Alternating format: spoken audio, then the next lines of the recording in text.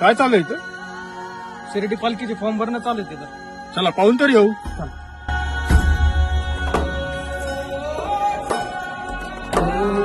या ओम साईराम.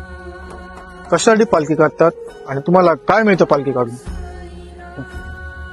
साईबाबांचा सहवास अनुभवायचा असेल तर या पालखी सोहळ्यामध्ये सहभागी व्हावंच. वर्षभर काम करण्याची, हसत खेळत आयुष्य जगण्याची प्रेरणा या पालखीच्या 10 दिवसातच मिळते.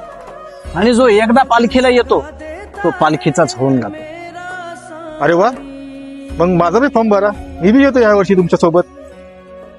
पालखीची तारीख ऐकता ओढ लागली दर्शनाची. आज अजून वाढली साईनाथांच्या भेटीची. 10 दिवसात या पायांना अंतर गाठायचे शिर्डीचं. वर्षानंतर आलेला पालखी सोहळा साजरा करायचाय थाटाने. बोला ओम साईनाथ. कश्ती को देता है किनारा.